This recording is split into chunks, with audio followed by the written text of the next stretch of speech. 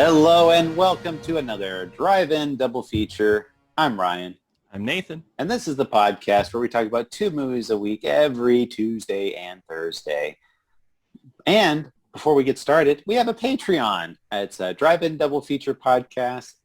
And right now we got some exclusive episodes up there that don't affect any regular content, just some fun conversations and games between Nathan and I. If you feel like going and supporting us, listen to those, check us out. But if not, we appreciate you nonetheless. But anyway, today's episode, Nathan, is 1964's Ghidorah, or Ghidorah, however you want to say it, the three-headed monster. And how would you say that? I guess in my head, I always said Ghidorah. That's how I've always said it. But who knows? Who knows? Did you know that there's a highly contested debate on how to actually say the name? I did not. There's Ghidorah, there's Ghidra, there's Ghidorah, Ghidra. Ghidra? I guess that makes sense. It's actually not too crazy. So, what do you say when you read it in your head? At first I said Ghidra. Okay, yeah. Which that was official. That was like the Americanized way of saying it, but Toho has officially said it. I mean, in their mind, it's Ghidorah. Ghidorah? Okay, gotcha. So, or King Ghidorah, because he is a king. Oh, I would say so. I love the guy. But if that year sounded familiar, Nathan, it's because this is the second Godzilla movie that came out that year. Yeah, I noticed that. They pumped them out. I was actually looking at the timeline a little. They were pumping these out at this time. It was back to back. So the craziest thing is there's a 4-year period that they made 8 movies in 4 years. All 8 were directed by Ishiro Honda. He was 6 of them, or he was just about to die, overworked to death, or 6 of them were written by the screenplay artist Sekizawa. 7 of them were done by the special effects artist Tsuburaya, and 7 of them were composed by the main composer of the Godzilla series. So it's really crazy to think about. I mean, Mothra premiered in April of this year of 1964, and this one premiered in December of that same year. So now, if that's not crazy enough, they filmed a movie in between that time period, another movie called Ghidorah, which is a movie about a giant squid, octopus, jellyfish-looking type of monster, and that came out 4 months before Ghidorah. And that doesn't sound crazy. It's like they filmed those movies. Pretty much they had to film them back to back. Like they used a lot of the same set pieces and things like that. And so much so, in fact, that they filmed these 2 Godzilla movies so close. Normally they have to create a whole new Godzilla suit after each movie. This one, they used the same Godzilla suit. They just had to replace the head. Yeah, and you can tell with the head there's a difference, but that's cool that they just reused it. Well, so just talking about this movie, because last episode you were talking about Mothra versus Godzilla, is that people consider that firing on all cylinders. That's the best of the best from this era of kaiju movies. I want to say this is my favorite one, other than the original Godzilla, which I just think that's in a league of its own, of course. Out of all of these kaiju movies we've covered so far, this is my favorite. This is everything I want out of one of these movies, and it's awesome. I agree a lot. It's still not the one I remember the most fondly, but of the ones that we've watched up until this point, it's pretty easily my favorite sequel. I mean, Mothra versus Godzilla and King Kong versus Godzilla, they both had a lot of that fun factor in it, but this one just seems like on a whole other type of league, like when they're fighting and I was just thinking, how what an ordeal it was just to have 2 monsters on screen. This one, there's 4 on screen at a time. Yeah, it's just insanity. I think that's what kind of took me back a little bit. It's like, this is what I expected. I've never seen these movies before. I've only heard of them. This is what I expect. Just a bunch of monsters getting together and just fighting it out, and you get that. And I will say, the human element here is good. It's good. It's weird to say, but I didn't really love the characters, but I loved the plot of what was going on. Yeah, I can see what you're saying. Like the characters themselves are not too memorable, but the plot is it's a pretty fun plot. Like you could have that, but if you take the monsters out, it'd still be like a pretty fun plot line. Yeah, exactly. So I guess a question for you, is this one that you grew up watching? Is this one that was on rotation for you? Yes, and the reason for that is I had a Godzilla box set, a Godzilla VHS box set, and this was one of the ones in there. And cool. so I do remember this one, and especially a lot of the more sillier moments, like they do. I'm like, oh yeah, I remember watching this on VHS. So That's awesome. I remember a lot of those scenes, like, and seeing them again for the first time, and then seeing them in their glorious HD format as it was intended. Yes. Oh, yeah. Just as Shiro Honda intended, right? Did you notice that on the Criterion edition of this, a lot of cuts between scenes, there was like a big digital line on the bottom that would like cut between scenes? It might have just been my copy, honestly. I don't know. It seemed a bit odd. I didn't watch the Criterion version. I got lazy and I just watched it on YouTube. But oh, gotcha. That's okay. No, that's totally fine. So I don't know. Yeah. So it might just be a Criterion thing, but yeah, this movie is really cool. It's really cool. It's an espionage movie, come to find out, mixed with the sci-fi movie. We have a princess that's taken over by like an ancient ancestor, which is, that's Godzilla for you. It's silly. You're just scratching the surface with it, though, Nathan. Yeah. I mean, because so it's this fictional country, of course, and the outfits that people wear in this country is like so ridiculous. Like, I know. They wear like these giant like Renaissance like frilly collars around their necks, and like that's just normal attire. And it's so funny because later in the movie there's like this assassin character that's trying to kill the princess, and he has like this big frilly collar on. Like that's the first time you see like this badass looking guy, but he's got like the most goofiest outfit on. And then and he's like, oh, don't worry, the princess, there's a bomb on her plane and she'll die instantly when the bomb goes off. But the princess, she gets possessed by an alien from Venus and jumps out of an airplane before the bomb goes off without a parachute or anything, and she's totally fine. Yeah, totally fine. Doesn't even really show anything. She just shows up one day and she's in men's clothing.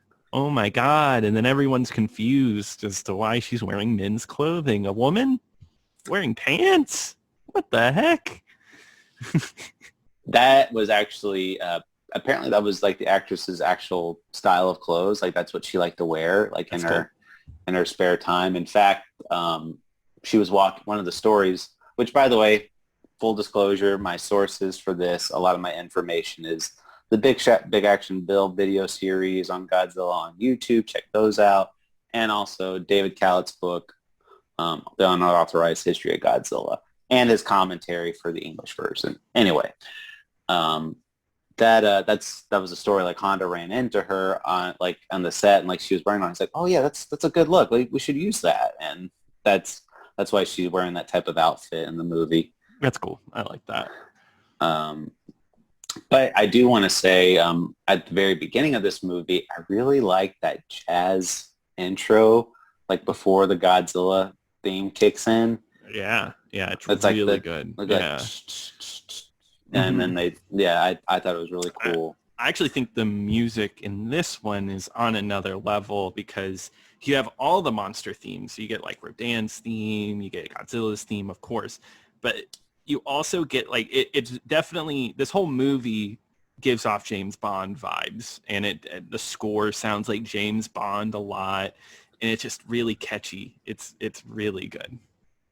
Yeah, that's what it feels like. It feels like they took a lot of James Bond movies, and that's what they say. Like when Dr. No came out, Dr. No was like a huge monster hit, and that was kind of like, oh, well, how can we incorporate these into a monster movie? And Sekizawa, the screenwriter, he loves like doing these types of things. One of his philosophies with doing screenwriting is that that human stories and these monster stories should complement each other, and they should be running like parallel to each other, so that way they're not interfering with each other, not getting in the way, but at the same time they make they do complement each other and make the story better for the most part. Like one scene in particular, this is jumping way ahead, but there's this one scene where like the princess is about to get electrocuted and she's about to die. And before they're about to hit the switch, Godzilla crashes into one of the electrical poles and stops it from happening. So like that kind of stuff, I was like, okay, that's pretty creative. Yeah, yeah. And this movie's really full of, I think it's just really full of creativity. Just like even, I know it was like one set they made for like where all the people from outer space are at, but I really like the look of it, the colors. There's, I know the monsters actually come in pretty late into this movie, but I really like how they handled their story because it feels like almost a riff on the classic what was, the Godzilla formula then, which is like Godzilla shows up, another monster shows up, and they fight. And this time it's Rodan. I really love Rodan's look in this one. So, Rodan's cool, right? But in this one, I think I started to really like Rodan. He's kind of goofy. I liked Rodan a lot in this movie, and I know you didn't like Rodan as much as I did, probably for when we did our original viewing, but I thought it was a really cool story. And this one, they really shift their type of direction for this series. So like Rodan was actually a very serious story. It's about this creature that's in a world that it shouldn't belong in, and it's causing destruction. And then when it dies, it's very sad. And I think that kind of the look of the character for that one kind of reflects that. But this one, Rodan looks a lot more sillier, a lot more human-like. It looks like a giant bird, like in its face a lot, and it's really funny. Like when his little head pokes out of the rocks, it's just like, oh hey, what's going on? Like yeah, it's almost like he's comic relief. That's what it is. He feels like comic relief in this movie. And this movie's actually surprisingly light. I mean, I know these movies lean more towards younger audiences as they go on, and you definitely can see it here, but I don't think it detracts from the movie. I think it makes it even funnier because it allows for goofier moments, which I really appreciate. I will say I do like the goofy moments in here, but I will say it kind of does cross that. I think this is officially crossed that threshold into doing a lot more sillier stuff, and basically everyone was all for it. Sekizawa, the producer was all for it. Tsuburaya was all for like the goofier elements, and of course Honda was just like so torn up inside. Classic Honda. I feel like every time we talk about these movies, he is like some like monologue about, oh, well, it's not what I wanted, and it didn't really do what I needed it to do. I feel bad for the guy.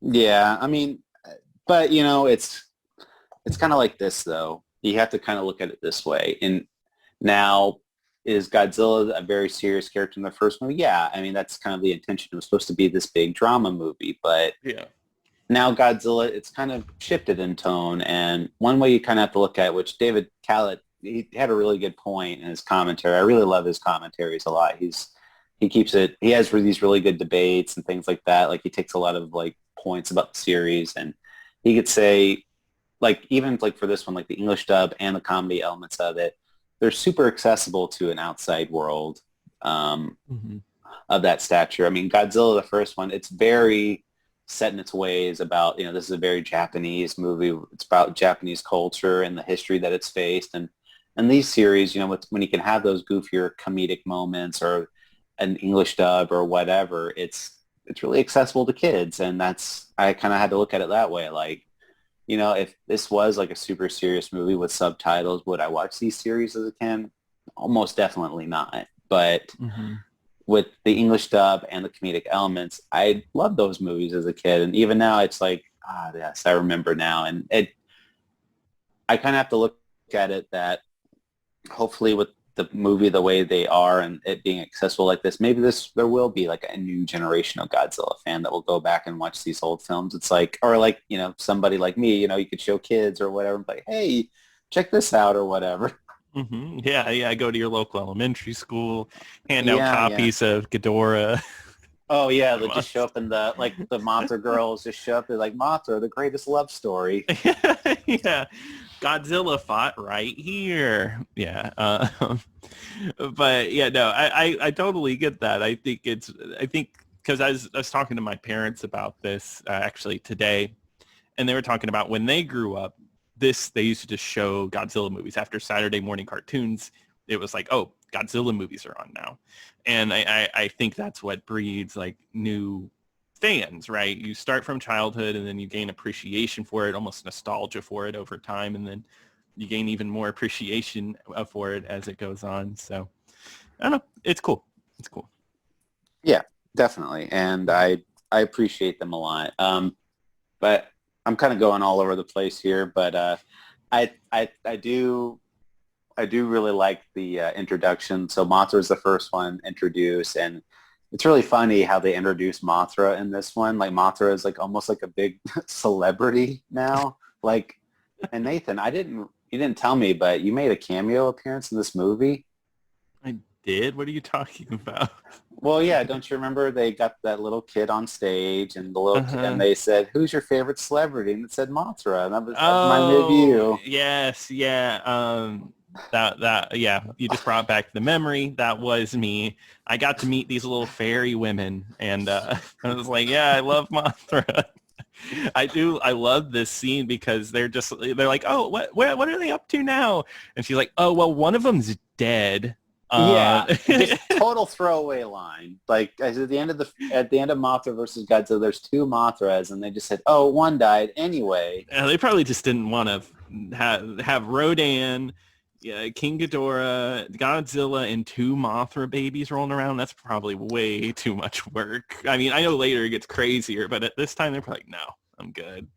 Yeah, I think 4 was enough. They said 8 is enough. 4 was enough for Toho. Yes, yeah. And Mothra, the little larva shows up. This is later in the movie, but I think I'm going to be thinking about the scene for a long time, is we actually get to hear the monsters talk to each other, and the peanuts get to translate it. Mothra's talking to them, and some really great lines here because Godzilla and Rodan are just talking, and then Godzilla's kind of like, oh, I don't really like the humans that much. They kind of annoy me. They get in my way, and Rodan's like, I agree. It's yeah. It's really funny because this is the first time you actually get to hear what Godzilla is thinking. Yeah. And it's at first Rodan's like that's not because Ghidorah is coming. Mm-hmm. And Mothra says, we gotta work together to defeat Ghidorah. And Rodan's like, that doesn't concern us. And Godzilla said, yeah, those Earthlings are always bullying us. and it's like, yeah, Rodan agrees. And Mothra's like, well, can you just get along and fight with me? And Godzilla says, not before I get my apology from Rodan. And Rodan's and like, blows a little smoke on him. Yeah. So that one was kind of like, to me, that's kind of like the point of no return, because in terms of like, okay, Godzilla's a funny character now. Like, yeah, he's like a comedian now. Well, because I mean, even in the last movie, he does kind of do like cartoonish type of things, but he was still very much a villain. Like he had like the evil eyes and all that. Yeah. So it was kind of like, oh, okay, now he's just a big funny guy, but. I'm going to read this one quote from Ishiro Honda since we're talking about this scene. Yeah. Because he even said, like, I'm concerned we're drifting toward taking the easy route. Believing a silly storyline is okay, though it might be mocked by adults simply because the film is made for children. Kids will not tolerate nonsense. Yeah, no, they won't. Children don't like nonsense. Very true. But I do kind of understand where he's coming from, where like adults will see a movie and just like, oh, it's for kids. They won't think about it. And then a kid might think, oh, this is stupid. Like that can happen. I get it, and I don't think there's anything wrong with making a serious story for kids. I mean, there's plenty of TV shows and cartoons that do have very serious lines, like like the Batman series or Gargoyles or something like that kids do have a lot of nostalgia for that were very much not comedies at all. They're very serious, so I do think kids would tolerate it. But, at the same time, I think it might be him being a little biased, sort of, where it's like... Yeah. I think it's unwarranted. Oh, sorry. Go ahead. I'm sorry. No, I was just going to say, like I created a super dramatic movie, and now it's like a comedy. Yeah, I do think it's a little unwarranted for this movie because I mean it's silly, but I won't call it nonsense. The dude really loved Mothra, and I think Mothra is just as silly as this one, But I get it; it's his work, and it's based off of a very serious first movie. But I know he was a company man, but dude could have quit if he really, really hated it that much. And the thing is he stuck with it, and he made great movies. That's the thing. Ishiro Honda is a great director at the end of the day. So he's your most watched director. You love him. No, Steven Spielberg beat him. I can't let Ishiro Honda win. Well, we're not done with him yet. So. I know. So anyway, getting into it, I do love how each monster gets their own kind of reveal at the end. Like, so we talked about Mothra, we talked about Rodan appearing, and then Godzilla, I mean, he pops out of the water, and it's implied that he's still a villain. I mean, he goes right after a ship and just kills it just because it's there. I mean, he still doesn't like Earth or anything, so he's very much just still like a villain. And then he goes out, and then he runs into Rodan, and they end up in this big fight. And I even like their little one-on-one fight, which is pretty cool. There's a really great kick in the head that Rodan delivers at one point. And it's just cool to see Rodan, who looks much smaller than Godzilla, just flying around above him. It looks really cool. And probably the coolest scene of that is we kind of got a taste of it in the last movie where Mothra was dragging around Godzilla. And this one, Rodan full-on picks up Godzilla and is like carrying him in the sky, which looks really cool. Yeah, and I like this because it runs concurrent to the plot of espionage and all that, where they have the princess and they're trying to protect her, and because there's assassins after her, and in the middle of this is Godzilla and Rodan just kind of fighting off to the side, and the two plots merge at some point. I think that's fun that both are playing side by side. At the time, not really meaning anything to each other. Yeah, going back into the reveals of this movie, so we got to talk about the big man of this movie, and that is, of course, the title character, Ghidorah. Before we hop into Ghidorah, is there any reason Godzilla's name isn't in the title of the movie?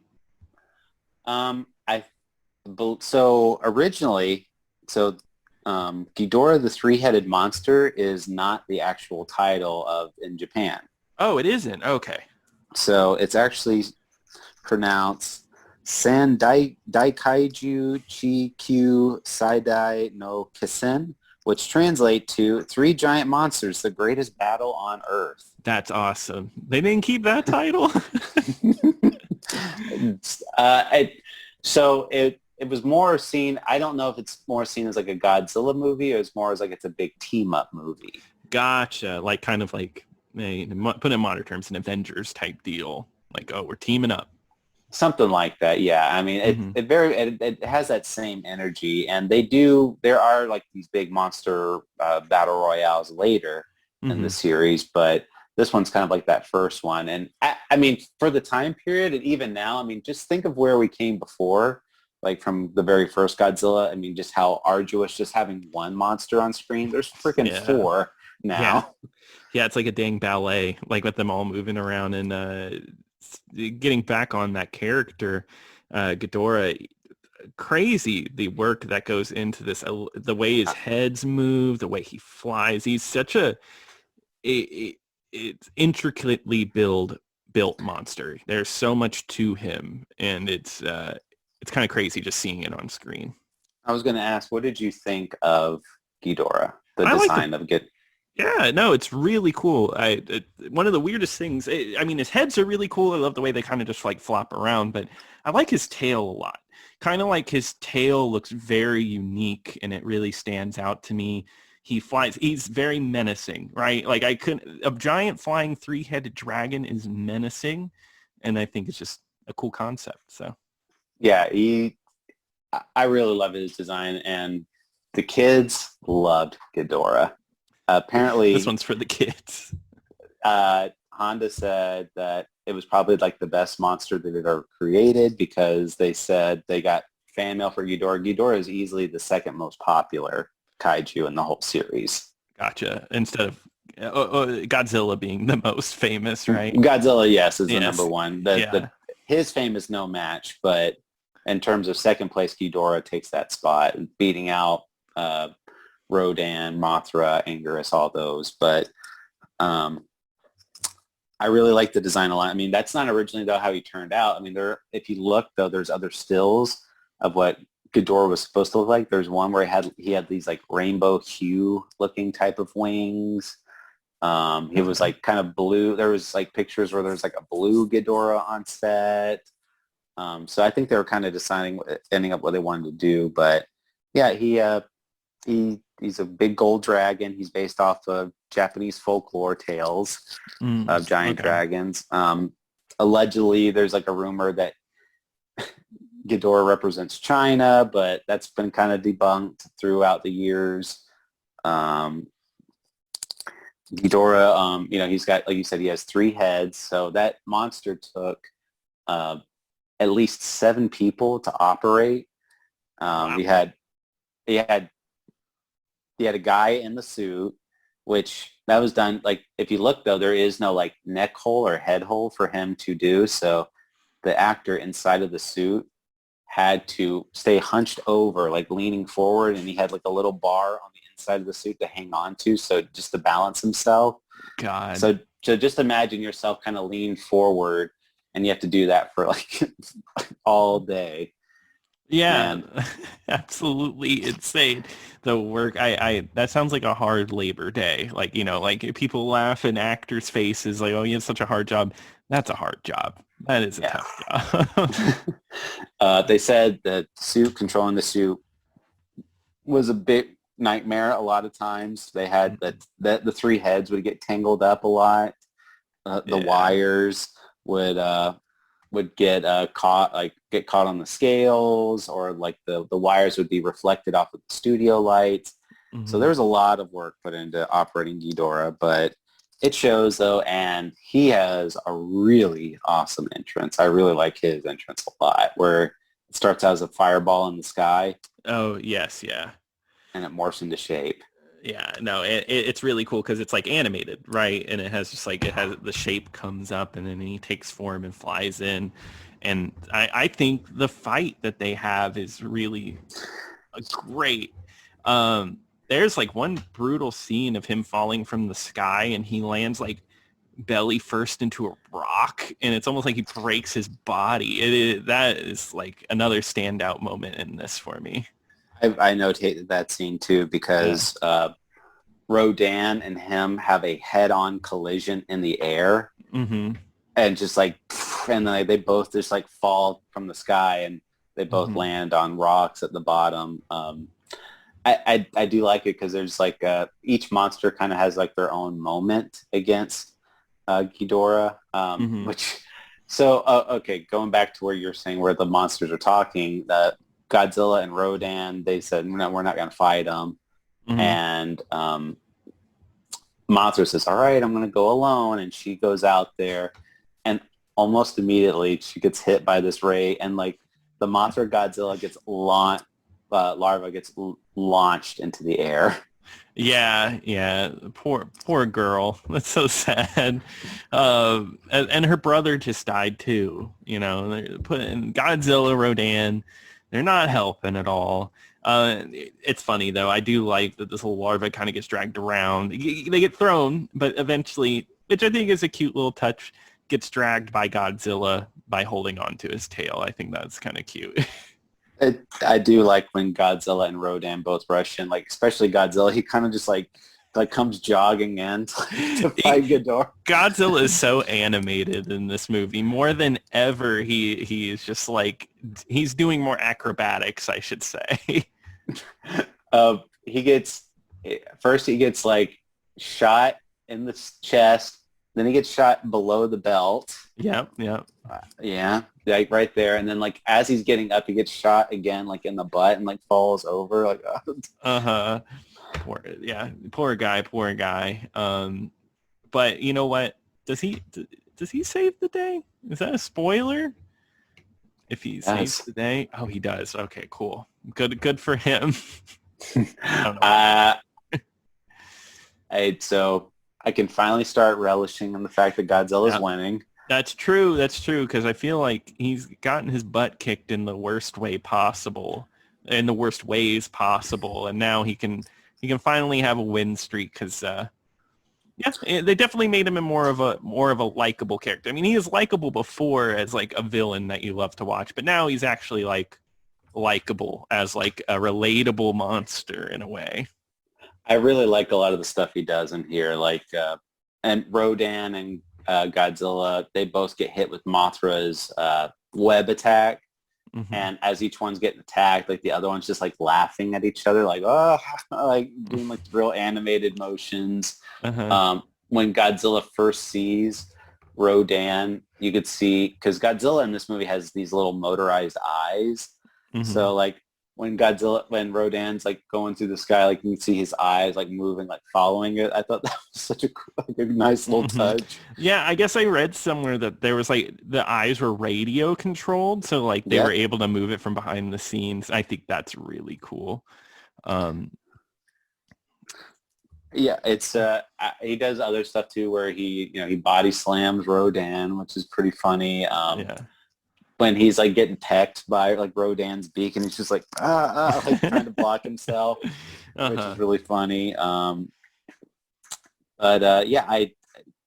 is really good in this one. I really like him a lot, and like I said, each one has their own standout moment. Mothra does not turn into the full adult form Mothra. I was expecting that actually, but just stays a larva. Again, that was a technical reason why, because they already had 2 flying monsters. They didn't want to add a third one in there to get tangled up. Yeah, honestly, it probably would have been too much. And I think it's kind of interesting to have, like, out of all these giant monsters, you have this tiny little one also joining into the fight, riding on the backs of other monsters and stuff like that. I think it adds a cool little touch to it. And did you know that was somebody in the Mothra larva suit, like the one that was crawling on the floor? That was an actual person in there. Oh, I thought it was just like because I know the ones in the last one were like actually like vehicles, but like I guess this one's like a person. That's cool. I like that. Yep, it's a little person. It's not a small person. It's like a regular person, but they're just kind of leaning forward again, like they're laying on the ground. So that's pretty cool. I like that. I want to talk a little bit more about the human plot line. So going back into it, we get the Peanuts. The Peanuts are back again, and it's really kind of funny because it's almost like a parody of Mothra, where in Mothra they were like forced to do singing and like performing in front of an audience. Now they just kind of show up like, hey, like they're like the Tonight Show, like here's our next musical act. Yeah, now it's like an actual like bit. They sing. I like them. They don't get as much like, I don't think in this one they get as much fun things to do as in the last one, but they still do a good job of like building cool sets for them where they look large. Like there's a really cool scene where they turn off the lights to like to help someone get away, and you can see they're just in front of a giant light switch, and it's really there, and it looks really cool. So yeah, they have their little musical number like they do before, but I've got some bad news, Nathan. What's that? This is the last appearance of the Peanuts. Oh, that's sad. That's actually really sad. I mean, I get it. I couldn't imagine these movies.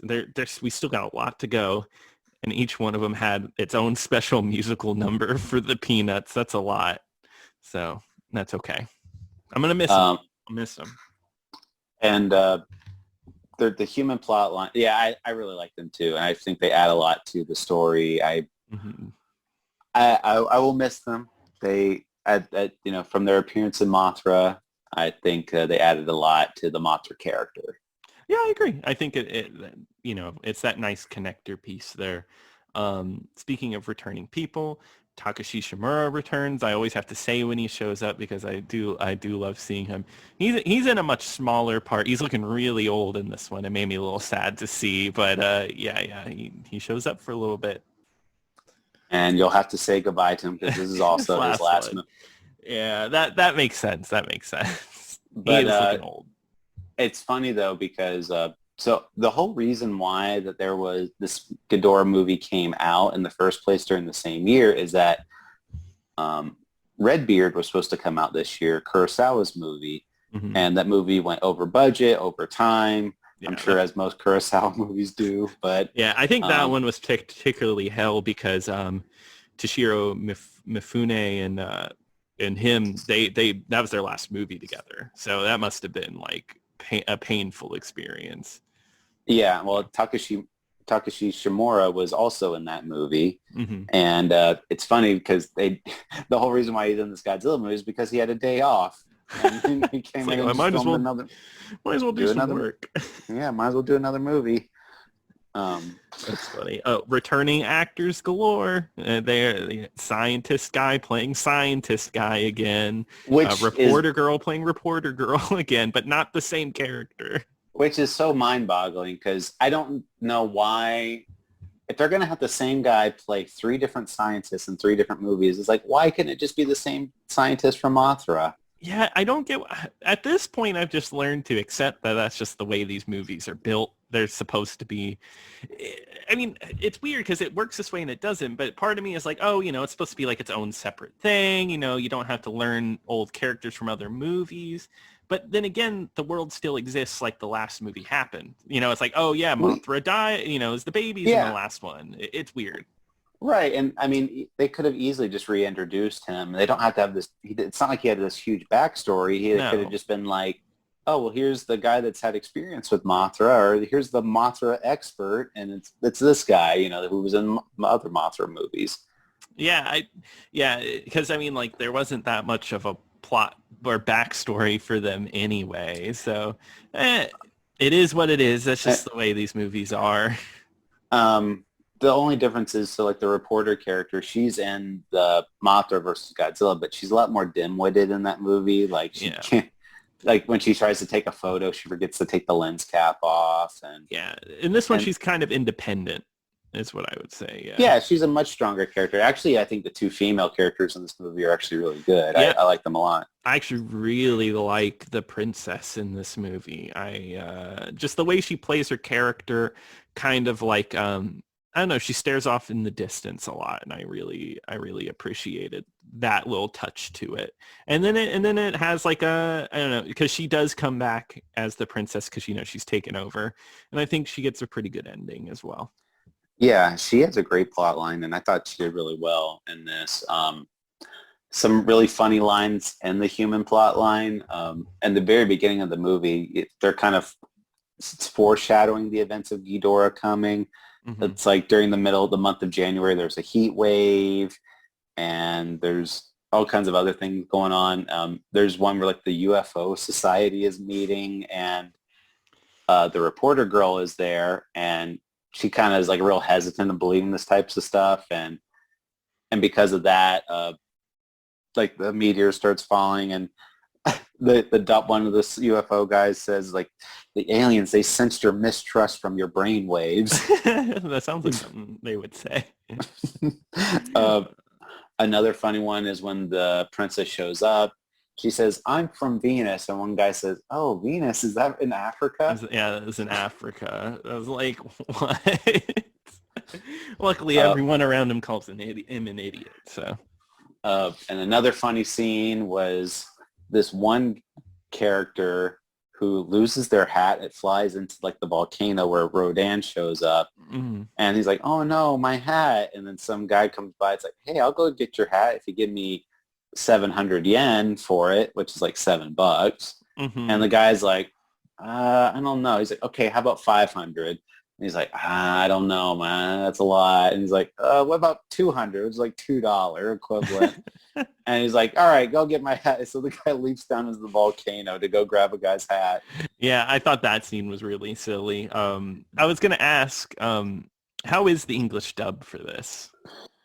Um, I actually like the English dub. It was good. In fact, so the English commentary for David Callett, um, he actually favors the English version of the movie Oh, wow. over the Japanese one. And not so much as like the dubbing or the acting in it, but they do alter the movie. In fact, Ghidorah is the last movie in the Godzilla movie series to be altered in a way.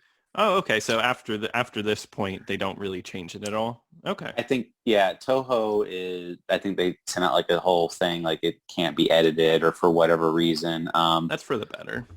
Ikefube, the composer, unfortunately, he has his whole score taken out of the movie for like, why? Like, Yeah, it's great.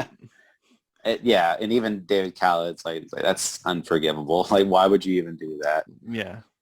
But it's there was a lot of stuff in there that was changed, so it was actually edited down by about 10 minutes, and there's a lot of stuff that's taken out. Like there's one scene where at the beginning of the movie that there's a meteor shower, and then later in the movie, Ghidorah's meteor hits. In the American one, the Ghidorah meteor hits at the same time as that. Okay, gotcha. And just to kind of give you that ominous feeling. Another one was, so like I said, Godzilla starts becoming more of a hero in this one, and there's actually there's less scenes of Godzilla destroying the city willfully, like just doing unnecessary destruction. They take out a lot of those scenes to make Godzilla more of a hero. When Godzilla first starts attacking the ship, like, oh, that's the other thing too. Godzilla's name is actually mentioned earlier in the movie than in the Japanese one. So, Godzilla's going to be showing up at a certain point.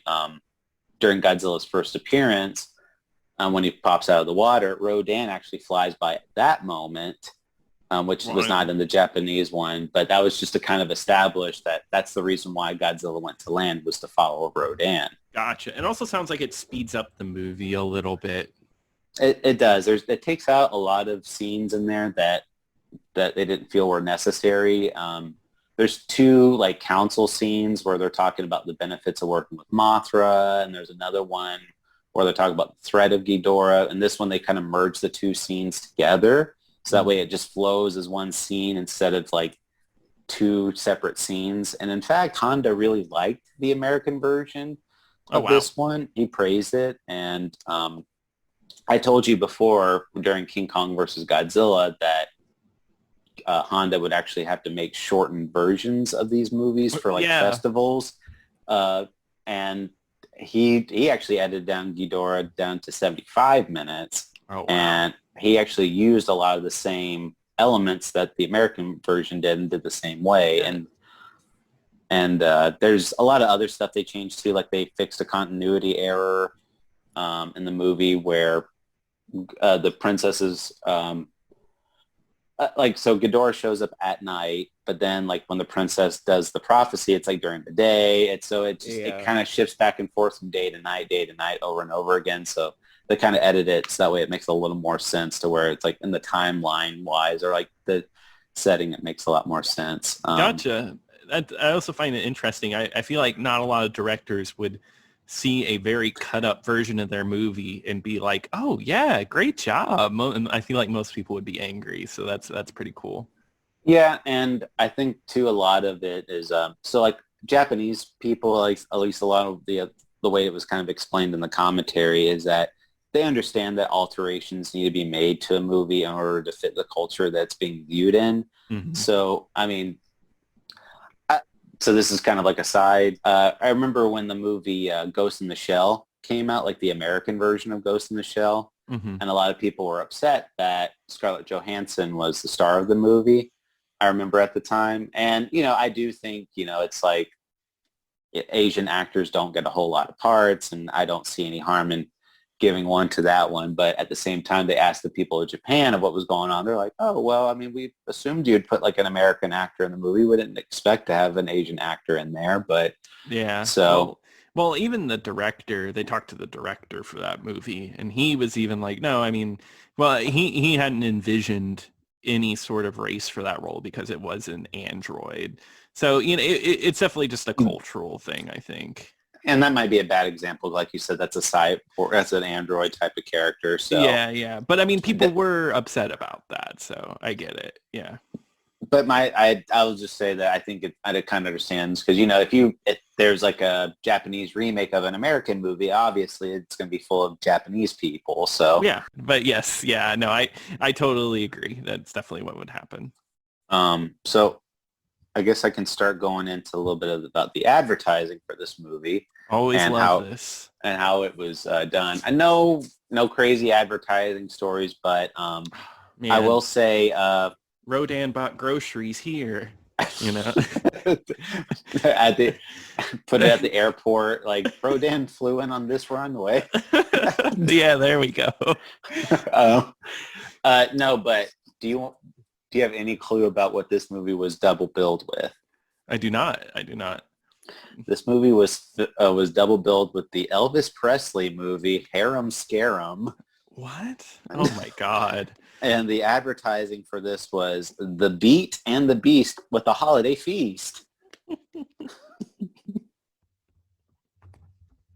That's too good. Gosh, Harem Scarum is an Elvis Presley movie I've never heard of. Sounds like it was like trash that they just had to like put another movie with it. I mean, the fact that Mothra was billed with the Three Stooges, I mean, that's true. I'm like, anything's in the realm of possibility. I'm like, sure, why not Elvis? With a feast. Love it.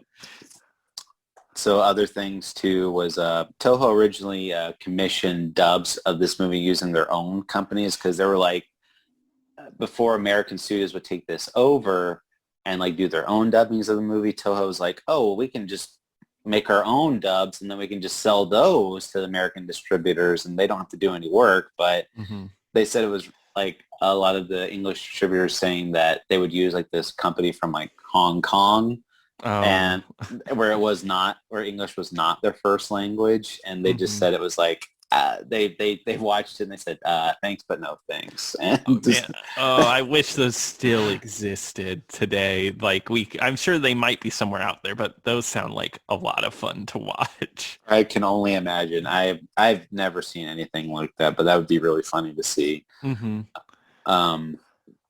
terms of success, this movie was a hit. Love to hear it. This sold over 4 million tickets. 800,000 more than Mothra versus Godzilla. Oh, wow. That's interesting. So this movie was very highly regarded, and it just submitted like, hey, Godzilla's doing its thing. We're going to just keep pumping these movies out. And, this movie does kind of end on a cliffhanger. It's not a definitive ending. No, it does. It doesn't definitively end, and it leaves you off with that question of, will Godzilla have a baby? At some point, and we can only hope. I'm just kidding. But, yeah, well, Godzilla doesn't have the baby, but yeah, I know. Well, yeah, because Ghidorah has firmly established himself as a main villain, and Ghidorah does fly away. He runs away at the end of the movie, so you already know Ghidorah is going to be back for a sequel. Some other facts I want to just throw in because I couldn't figure out where to throw them in here, but the miniatures for the set, I really liked. So they, in order to make it a lot more time effective, they didn't build a lot of little city miniatures like we've seen in previous movies. It was a lot of landscape features, but not to take away the effort from those miniatures for those land masses, it still took 12,000 man hours to build those miniatures. God, that's crazy. Which is, I mean, it looks nice. That whole land mountain area is really nice. And especially too when you could see Godzilla getting thrown into the bridge and then it collapses and all those individual rocks come out. It looks really good. Another thing to, one thing I forgot to mention about Ghidorah is his roar. Yeah, yeah. And it sounds just like this.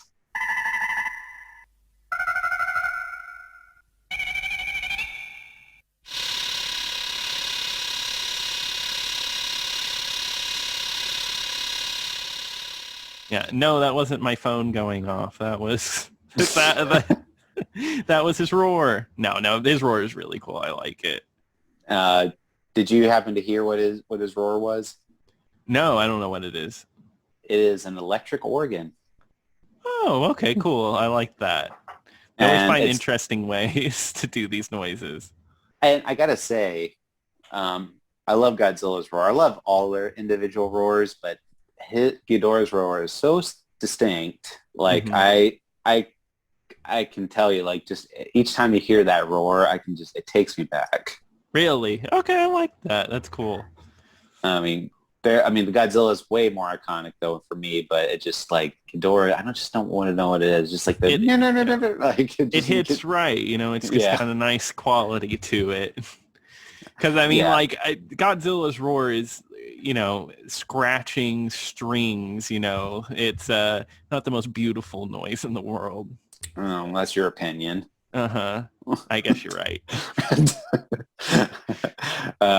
But yeah, I think that's the main thing I have to say. I'm sure I'm going to be forgetting something at the end or whatever. I want to be mad at myself, but really good movie. In fact, this one is actually a really high recommend for me.